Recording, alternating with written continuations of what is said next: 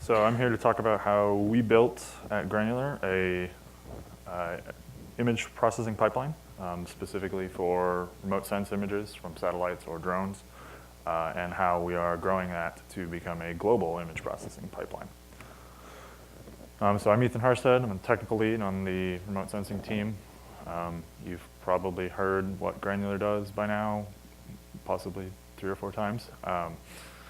I'm on the team that develops all of the imagery for, right now, primarily just crop health monitoring. There's many more uses for that. We're limited by physics and the power of our CPUs, and that's a pretty high bar. We hopefully get into some of the really cool stuff that you can do with imagery. So just quick overview of kind of what it is that we're doing. So we have daily imagery, assuming that orbital dynamics and weather works in our favor. Not much point of a cloudy image, at least for most use cases. There's some satellites that you can see right through the clouds, but not much point of having the information you can get from that on a daily basis. We're operating on 5 different continents. We could do Antarctica, but they're not growing anything there. Currently working with 5 different data sources, which range, there's US public sources, European public sources, and private sources as well. Those can go all the way down to 80 centimeter resolution. That's about what you're going to see on Google Maps, Bing, something like that. And some of them are 1 kilometer resolution, which doesn't sound all that useful, but those satellites have been up there a long time. So you've got, in some cases, like 18 years worth of history, which if you're trying to predict anything with agronomic significance, having history really helps train your machine learning models. You might only be able to do it on like a field by field or county by county basis, but that's still really useful information. And the pipeline that we've built is totally agnostic as to where the image came from. So it works just fine on drones, even cell phone images if you get creative. So this is just an example from, I believe, 3 days ago of the Des Moines area. You might recognize part of it. This particular satellite is more, I guess I'll say, agronomy focused. So right now, since it's looking at a city and there's no real green out there right now, you might have noticed. So this image looks kind of terrible. All the contrast is either black or white rooftops. So over here is one example of some math that we can do to the image to make it more useful for a farmer. In here, yellow is bad, and the closer you are to blue is the better you are. So there are some areas in here that are parks and whatnot that you're seeing, and obviously rivers are pretty inorganic. So a bit more specific of an example here. If you have ag background, you might be able to guess what's going on here. But what this is a circular pivot irrigated field. So the farmer can pay to make it rain on this field. The significance of that is that they're paying a lot of money to do that. What you're actually seeing here, you can see the ring around the outside where it's yellow, which means it's growing less there. And then these bars through the middle.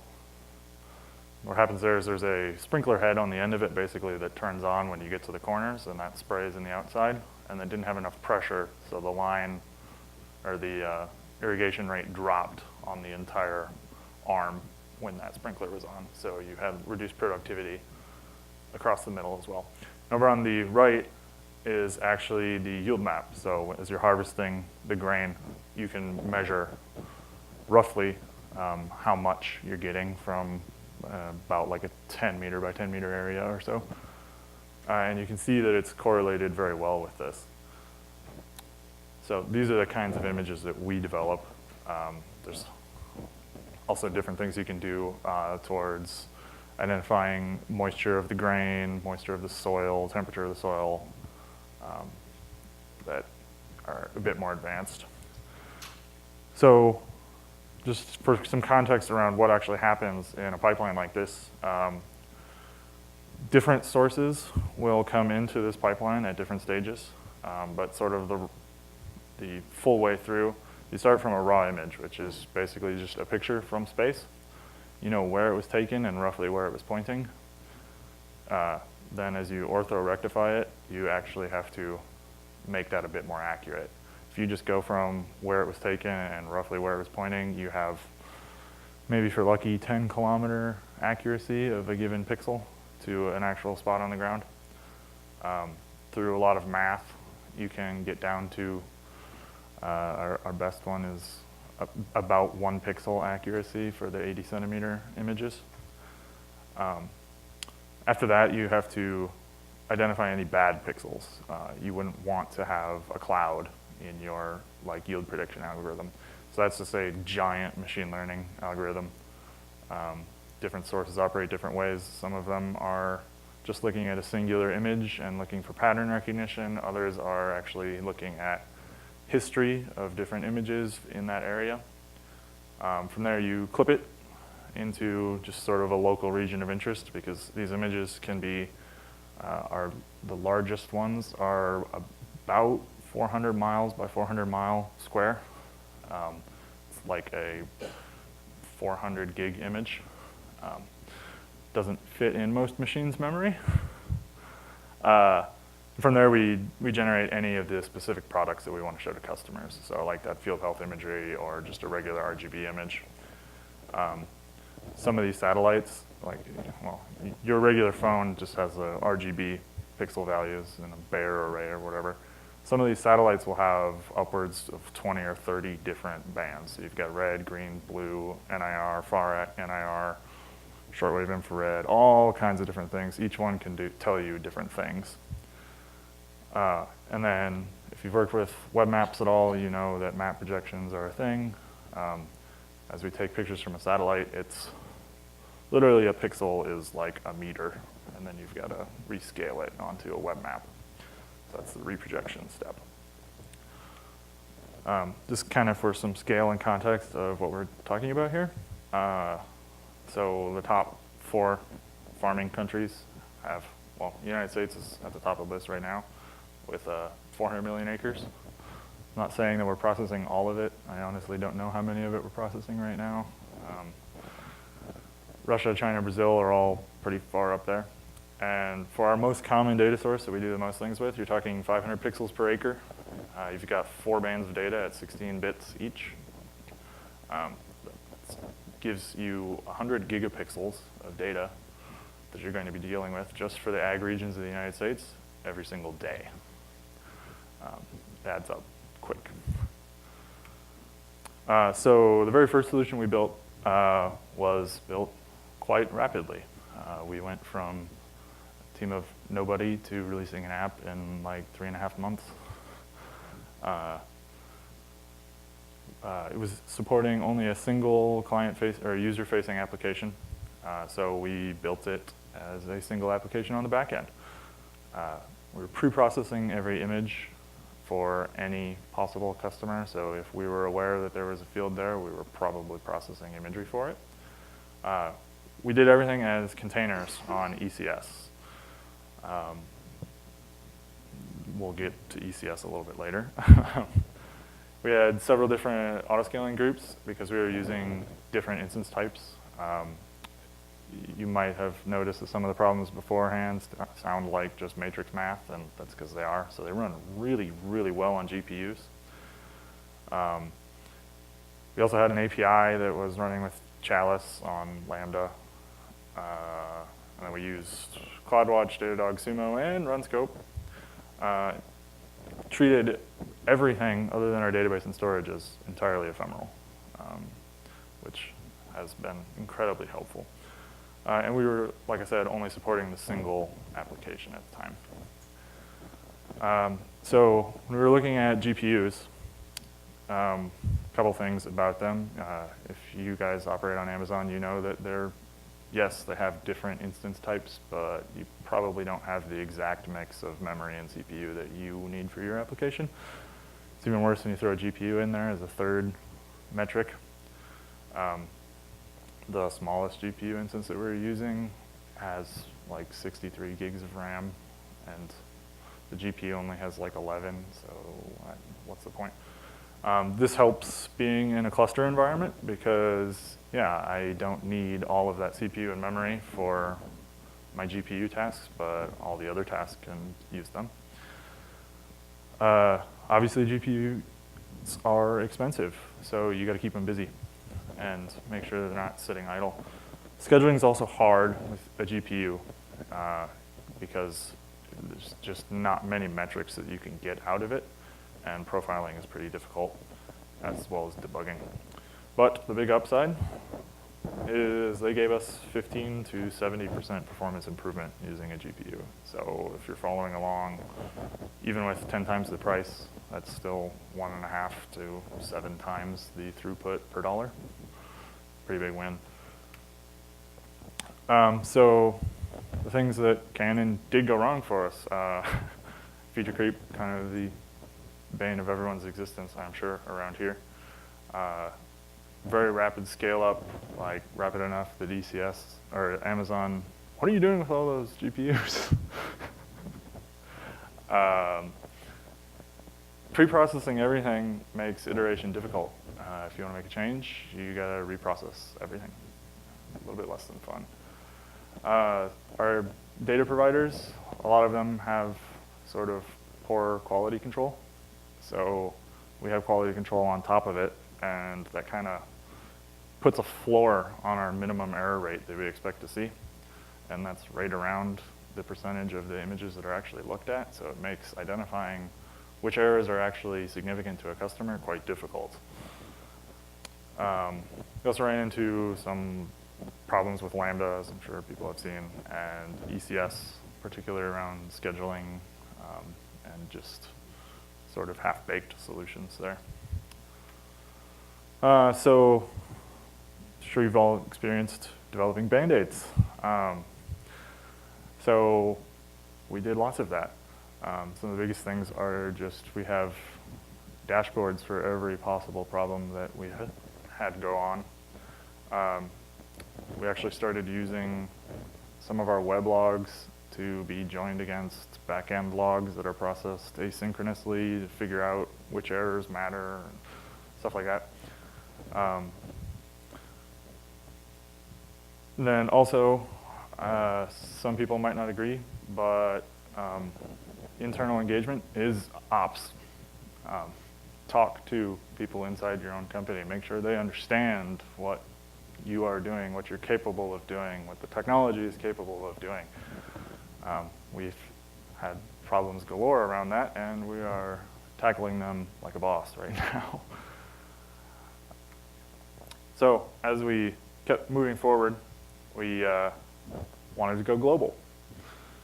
That presents a whole different set of problems. We also had different business units. Hey, you're paying for this data, you're storing this data, that sounds really expensive. We don't want to do that as well. How do we get access to your data? Well, we only had the one application, so kind of shoehorn them in. That sucks. If you haven't been there yet, I'm sure you will at some point in time, and it always sucks. So we are splitting everything as much as we possibly can. Make everything into single-use composable containers that we can just orchestrate together with well-defined data interchange formats. So a new business unit wants to come to us, it's, hey, great, here's where all the source data lives. Here's all the different transformations you can do to it. We can help you write your CloudFormation or Terraform or whatever. Even if you want to run in Azure, it's just Docker containers, who cares? And then sharing that source data, so you don't have to pay to store 100 gigapixels of data every day in 5 different business units, say. And then ditch ECS for Kubernetes.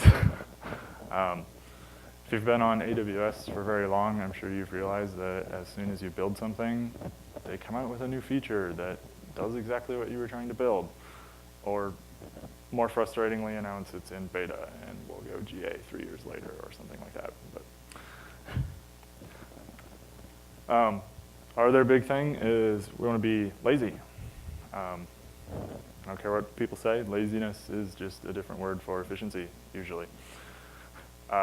So we are doing the least amount of processing that we can and doing it at the latest possible point in time that we can do it. A lot of this comes down to smart file structures, smart applications of compression. Choose the wrong compression format and you will hurt.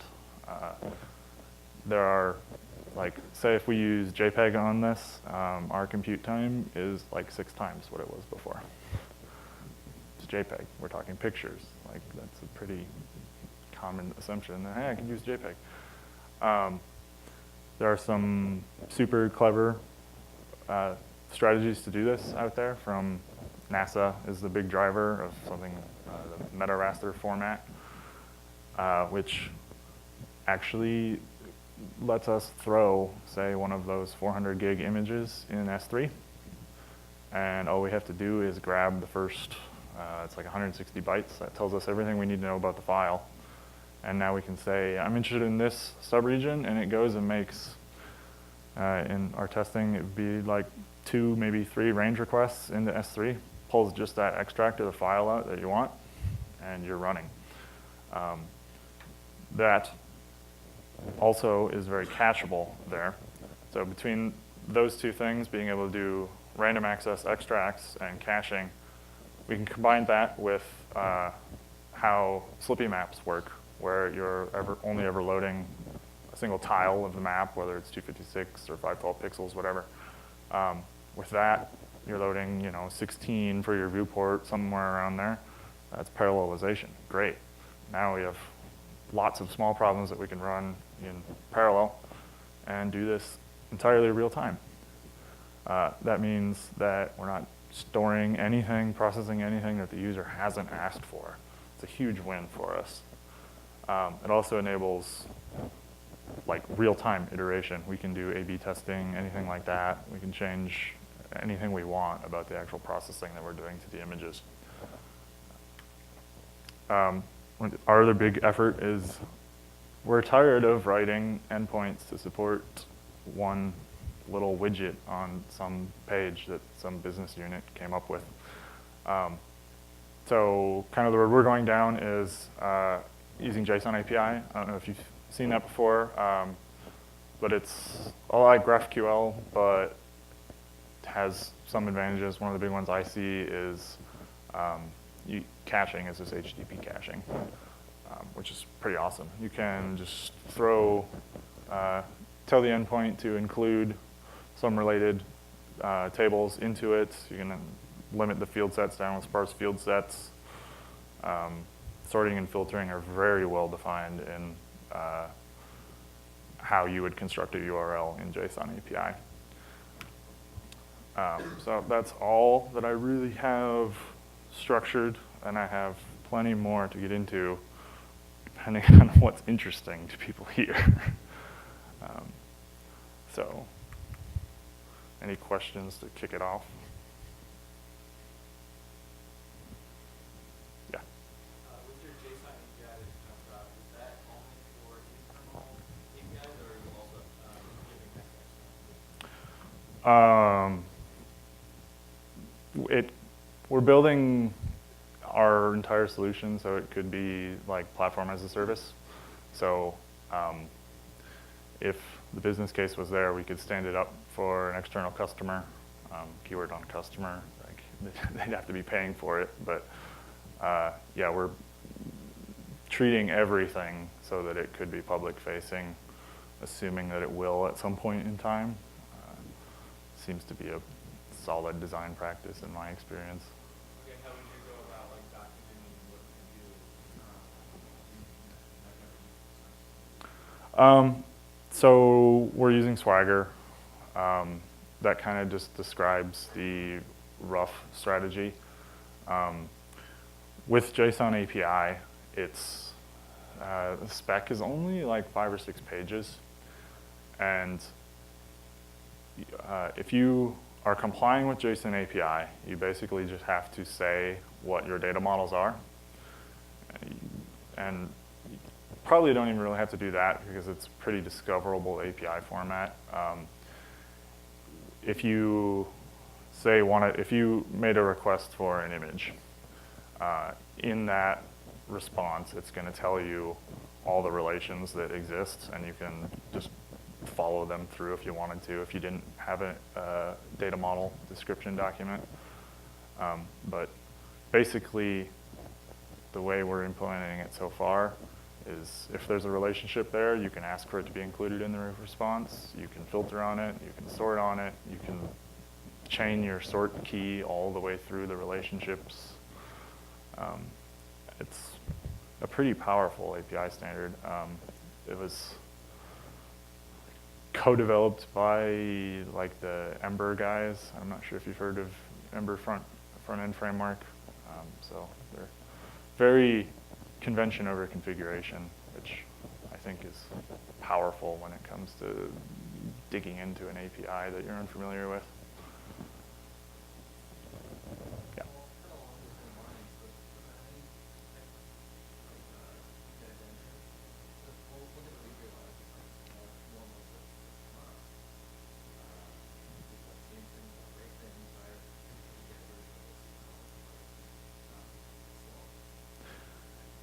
Yeah, versioning your API definitely is a pain.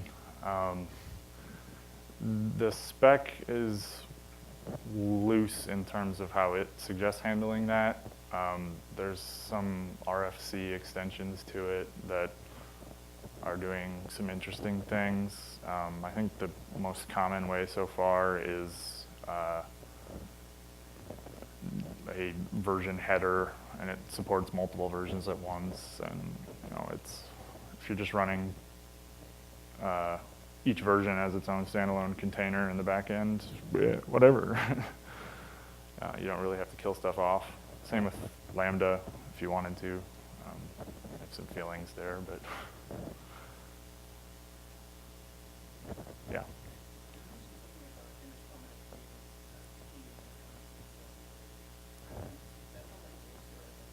Sure. So, like JPEG, if you're familiar with it, it was developed around images that you encounter every day, right? So if you're looking at something like this, so this bluish-green image is actually not generated from typical RGB. It uses red, but beyond that, it's using near-infrared, which kind of roughly translates to heat.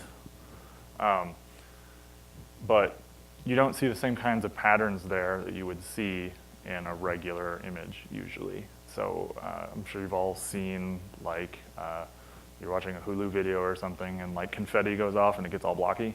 It's because that compression format wasn't designed to handle something like that. Esri and NASA and a couple other real big players have been really pushing lots of new technology into the open source realm. They've been contributing actively to GDAL, which is the big geospatial compute library out there. So they have this fancy, it's free to use, but I don't think they've documented the internals of it, compression strategy designed for these types of geospatial data. It's wavelet based and way more clever than I can possibly understand, but the upshot of it is doing that. The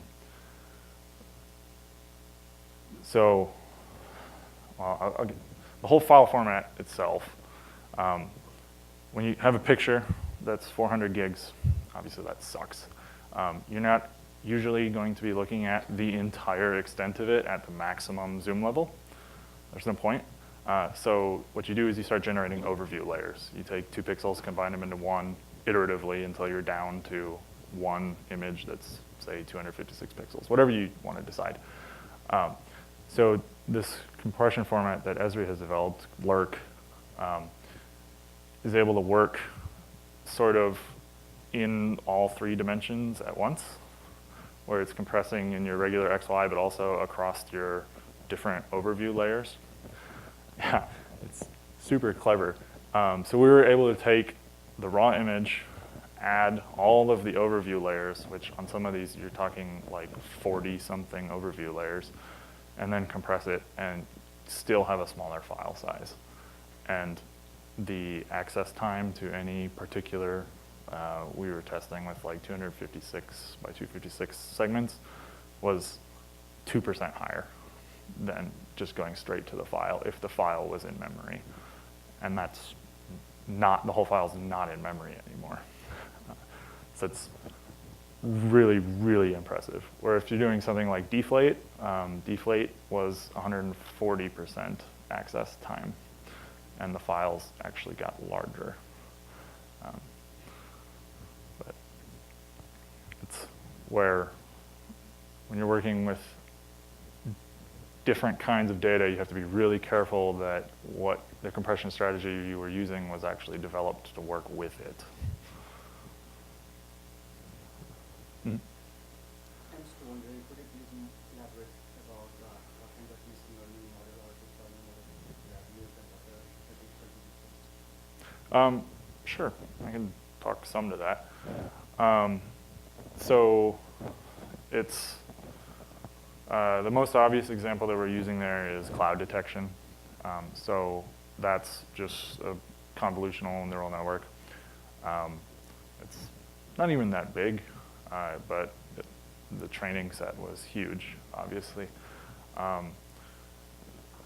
That identifies clouds, attempts to identify shadows. That's an active area of improvement.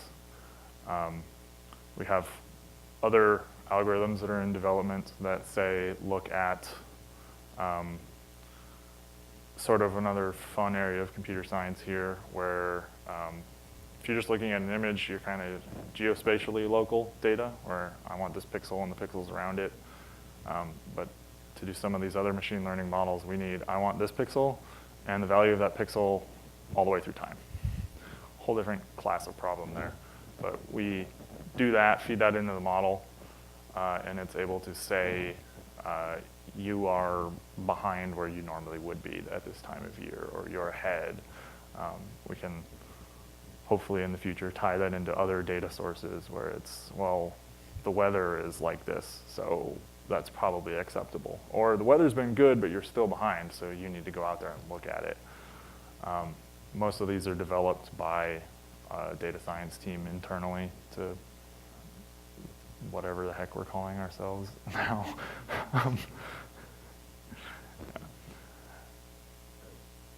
Yeah, Corteva, sure. Period of change.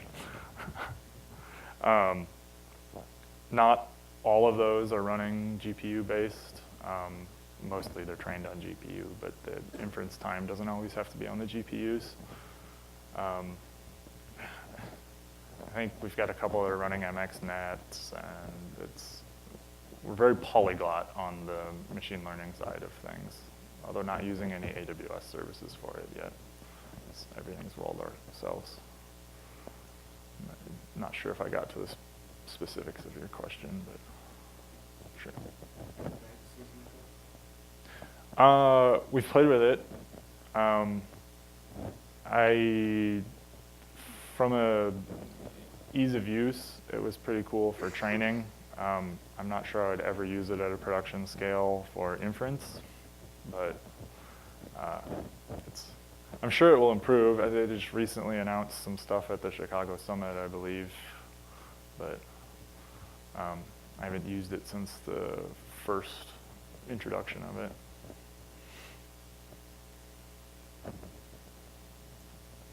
Anyone else?